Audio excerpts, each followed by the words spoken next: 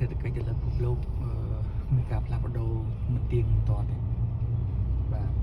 ឥឡូវផ្លាស់ប្ដូរពីមួយថ្ងៃទៅមួយថ្ងៃពីមួយពេលទៅមួយពេលជាការបំណើរនៃការផ្លាស់ប្ដូរសេដ្ឋកិច្ចហ្នឹងវាធ្វើឲ្យមានការប៉ះពាល់ទៅដល់ការធ្វើអាជីវកម្មមានន័យថាបើសិនជាសេដ្ឋកិច្ចរបស់យើងមានលក្ខណៈល្អប្រសើរឡើងហើយនឹងអាជីវកម្មរបស់យើងក៏មានការអភិវឌ្ឍរីកចម្រើនដែរប៉ុន្តែបើសេដ្ឋកិច្ចរបស់យើងមានការធ្លាក់ចុះអញ្ចឹងដំណើរការអាជីវកម្មរបស់យើងវាជាបំផុតវាមានផលលំបាកនោះទេប៉ុន្តែយើងឃើញដំណើរការនៃការអភិវឌ្ឍបច្ចេកវិទ្យាគឺថារីកចម្រើនជាងដំណើរការសេដ្ឋកិច្ចខ្លាំងណាស់បាទហេតុអីបានជាដំណើរការនៃបច្ចេកវិទ្យាវាមានការរីកចម្រើនជាងដំណើរការសេដ្ឋកិច្ចតែពិតការធ្វើអាជីវកម្មការអភិវឌ្ឍបច្ចេកវិទ្យាហ្នឹងក៏ដំណើរការសេដ្ឋកិច្ចដែរហើយវាបានជាវារីកចម្រើនលើសកម្រិតណាវាមិនស្មើមិនដល់ណាដូចជា AI ហ្នឹងយើងចង់សួរអីក៏បានយើងចង់បង្កើតជាអ្វីក៏បានដែរដោយសារអីដោយសារដំណើរការសេដ្ឋកិច្ចហ្នឹងឯងកណ្ដាលសេដ្ឋកិច្ចវាមានការធ្លាក់ចុះបាទវាមានការប្រែប្រួលមនុស្សពិបាករលុយអញ្ចឹងគឺថាបច្ចេកវិទ្យាត្រូវតែធ្វើម៉េចដើម្បីឲ្យវាមានការរីកចម្រើនលើសកម្រិតហ្នឹងដើម្បីអីគេដើម្បីរលុយនឹងឯងដើម្បីទាញសេដ្ឋកិច្ចឡើងវិញនឹងឯងបាទអញ្ចឹងហើយបាន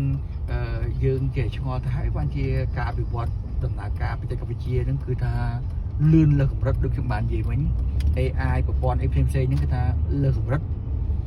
ដែលវាមិនទៅបង្កើតនៅសម្រាប់ឆ្នាំ2025ហ្នឹងទេវាទៅ10ឆ្នាំមួយទៀតនោះបាទអញ្ចឹងបានថាបច្ចេកវិទ្យាវាលឿនជាងមុន10ឆ្នាំទៅ20ឆ្នាំខាងមុខទៀតនោះបាទមិនគួរធ្វើប៉ុន្តែគួរធ្វើដោយសារដំណើរការសេដ្ឋកិច្ចវាមានការផ្លាស់ប្ដូរវាធ្លាក់ចុះអញ្ចឹងដាច់ខាតត្រូវតែអ្នកបច្ចេកវិទ្យាត្រូវតែស្វែងរកបច្ចេកវិទ្យាដើម្បីបំពេញតម្រូវការជាមួយនឹងអតិថិជន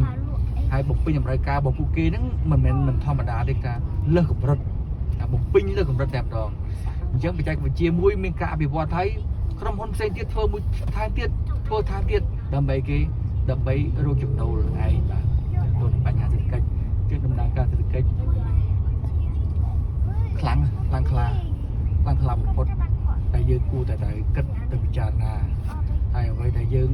លំបាកជាងដំណើរការសេដ្ឋកិច្ចគឺមានន័យថាអាការចំណាយរបស់យើងអាចទប់ការចំណាយបានបាទយើងអាចការទប់ការចំណាយបានអញ្ចឹងកាលណាយើងអាច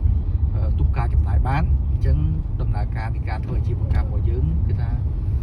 វាត្រូវតែមានការផ្លាស់ប្ដូរអ្នកនេះគិតឃើញបែបនេះទៅមកបច្ឆាទៅអ្នកនោះគិតឃើញខាងនោះបច្ឆាទៅអញ្ចឹងវាអត់មានលក្ខណៈមួយដែលវាថិតថេរណាបាទរឿងបញ្ហាសង្គ្រាមហើយរឿងបញ្ហាដំណើរការអាជីវកម្មក៏ដំណើរការអាជីវកម្មដែរប៉ុន្តែយើងកំពុងតែស្វែងរកថាតើវិធីសាស្ត្រណាមួយដើម្បីដោះស្រាយបញ្ហានោះបាន